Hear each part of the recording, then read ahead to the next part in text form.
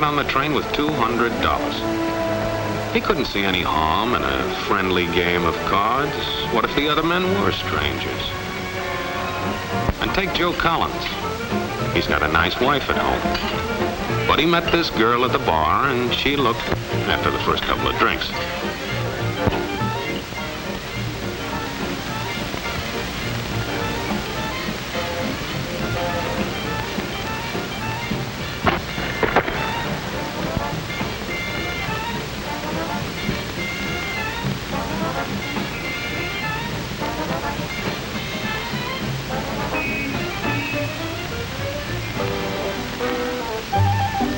There's a good old-fashioned word for people like this. We call them suckers. And there are other people. People who stay up nights figuring out how to take away what they've got. There are all kinds of games. Mike here, for instance. He's got everything in me. He's young, he's healthy, got a job. And he's got plenty of food. Big factories to make things a man can use. Big cities to do the business of a big company. And people. Lots of people. Enough to work the farm and build the factories, dig the mines, run the business. All kinds of people. People from different countries with different religions, different colored skins. Free people. They can live together and work together and build America together because they're free. Free to vote, to say what they please, go to their own churches, to pick their own jobs. Yeah, Mike's got something, all right. He's got America. But there are guys who stay up nights figuring out how to take that away from him. I happen to know the facts. Now, friends, I'm just an average American. But I'm an American. And some of the things I see in this country of ours make my blood boil. I see people with foreign money. I see Negroes holding jobs that belong to me and you. Now, I ask you, if we allow this thing to go on, what's going to become of us real Americans? I've heard this kind of talk before, but I never expected to hear it in America. This fellow seems to know what he's talking about. What are we real Americans going to do about it? You'll find it right here in this little pamphlet. The truth about Negroes and foreigners. The truth about the Catholic Church. Do you believe in that kind of talk? I don't know, makes pretty good sense to me. And I tell you, friends, we'll never be able to call this country our own until it's a country without. Without what? Yeah, without what? Without Negroes. Without alien foreigners. Without Catholics. Without Freemasons. You know these people. What's wrong with the Masons? I'm a Mason. Hey, that fellow's talking about me. And that makes a difference, doesn't it? These are your enemies. These are the people who are trying to take over our country. Now you know them. You know what they stand for. And it's up to you and me to fight them. Fight them and destroy them before they destroy us. Thank you.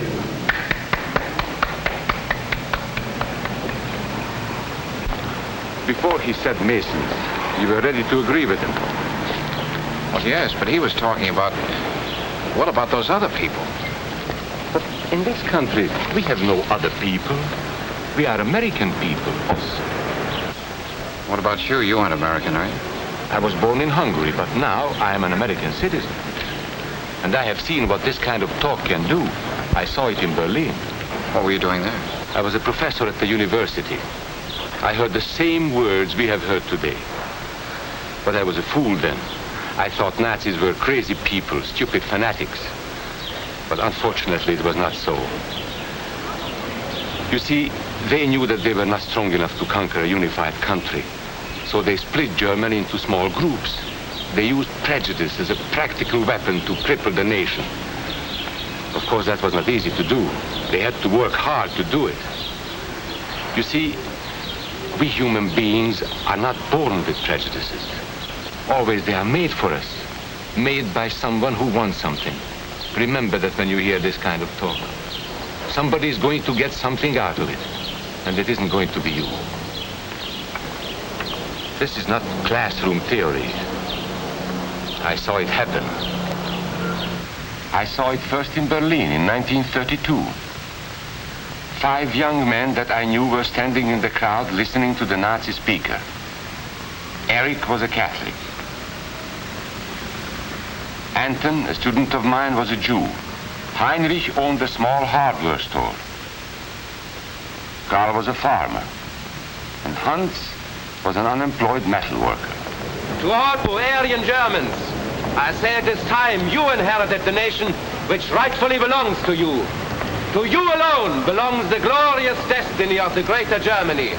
The Nazi Party will provide land for the farmer, work for the worker, and profits for the small businessman.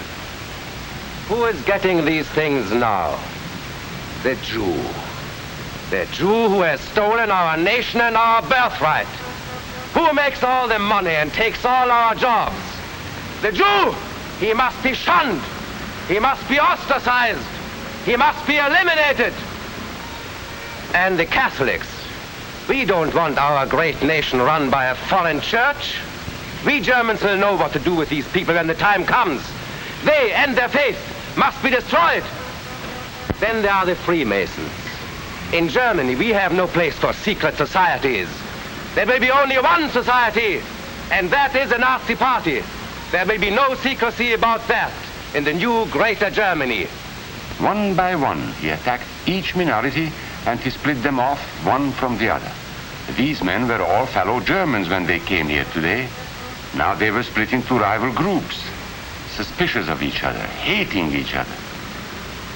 They were being swindled, all of them. But the man who was really being fooled was Hans. He was pure German, according to Nazi standards. To him they promised everything, and he fell for it. That's how Hans became a Superman. They gave him a uniform and they pumped up his ego. He wasn't just a little fellow out of work anymore. He was a member of the master race. Hans and thousands of others like him, all playing a sucker's game. They gambled with other people's liberty, and of course they lost their own. A nation of suckers. Hitler needed these people.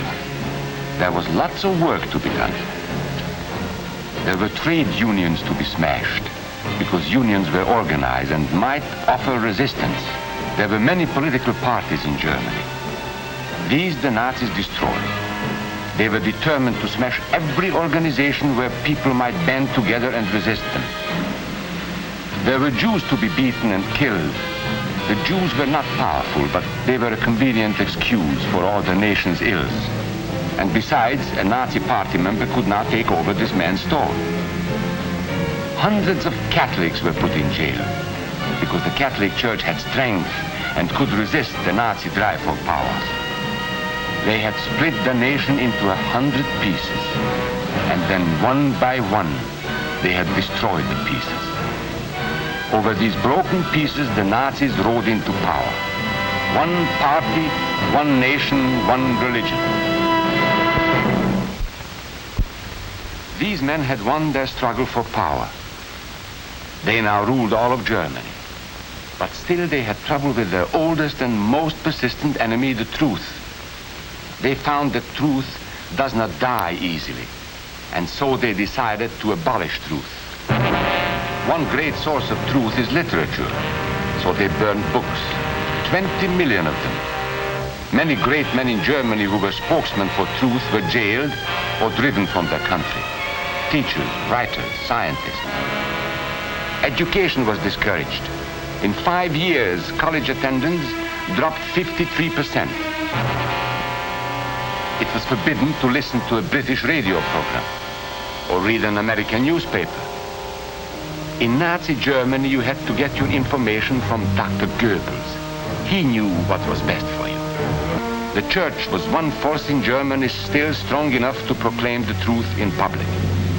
This Catholic priest was arrested the following day on charges of immorality. The Protestant church also continued to try and fight for truth. The Nazis put this man in a concentration camp. There were others who spoke for truth, and I am proud to say that educators were among them. And what, may I ask, is an Aryan? I don't know myself. But let us see what our present so-called authorities have to say about it. They say he is tall,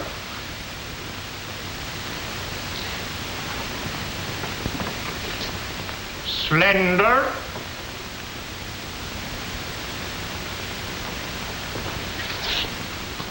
blue-eyed, and blonde. There is no Aryan race. And more important, there is no master race. There are people who may find these ideas convenient, but science cannot support them. There is no scientific proof that there's any correlation between a man's racial characteristics and his native ability or character.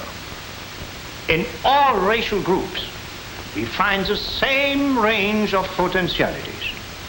We find idiots and geniuses. We find criminals and philanthropists. We must judge each man as an individual and not by the color of his skin or his eyes or by the length of his nose.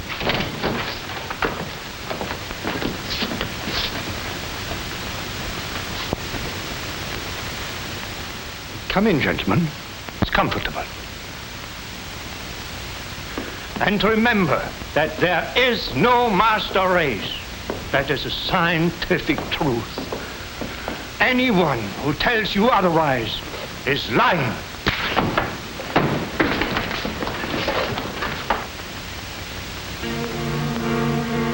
And so for all practical purposes, truth had been abolished in Germany. A lot of my German friends wondered what had hit them. How did it happen? Where did it start? It started right here. And this was where it could have been stopped. If those people had stood together, if they had protected each other, they could have resisted the Nazi threat. Together they would have been strong. But once they allowed themselves to be split apart, they were helpless. When that first minority lost out, everybody lost out. They made the mistake of gambling with other people's freedom. Now let's see how those bets paid off. Karl the farmer was gambling on a better life for himself. What he got was extra hours of back-breaking work, as much as 100 hours a week. He was forced to stay on his land and produce what he was told to produce, because now Hitler was preparing for war. For Heinrich, who owned a hardware store, the bet didn't pay off either. 104,000 small businesses were closed in 2 years. And for Hans, conditions hadn't improved any. He had a job now in the munitions factory, but he worked long hours for little pay. The working conditions grew increasingly bad. And even though he didn't like the job, he wasn't permitted to leave it. And when Hitler decided the time was right, Germany went to war. Not by declaring war, but by a carefully prepared sneak attack. Once again, Hitler needed Hans to do his dirty work. Hans was an expert at brutality this time. And Hitler had decided to use Hans and his brutality against other peoples. The Czechs, the Poles, the French, the Russians. But in the crucial test of war, Hitler's race theories didn't pay off. His pure-blooded supermen were defeated by the mongrel armies he despised. By the British at El Alamein.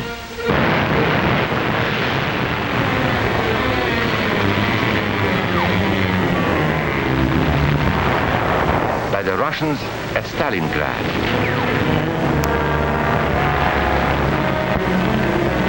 Then on D-Day by American soldiers of every color and religion, who smashed across the Normandy beaches and drove on through to the heart of Germany. For the misguided Germans who had swallowed the Nazi bait, the Nazi game did not pay off. The continent of Europe was strewn with millions of German bodies, pure Aryan bodies. Karl, the farmer, was left in the snow outside of Moscow. Heinrich stayed in Italy at Salerno. And Hans, who was going to rule the world, got only a little patch of Normandy that he could call his own. We must never let that happen to us or to our country. We must never let ourselves be divided by race or color or religion, because in this country we all belong to minority groups. I was born in Hungary. You are a Mason. These are minorities. And then you belong to other minority groups too.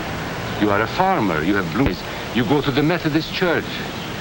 Your right to belong to these minorities is a precious thing. You have a right to be what you are and say what you think, because here we have personal freedom. We have liberty. And these are not just fancy words. This is a practical and priceless way of living. But we must work at it. We must guard everyone's liberty, or we can lose our own. If we allow any minority to lose its freedom by persecution or by prejudice, we are threatening our own freedom. And this is not simply an idea. This is good, hard common sense. You see, here in America is not a question whether we tolerate minorities. America is minorities. And that means you and me.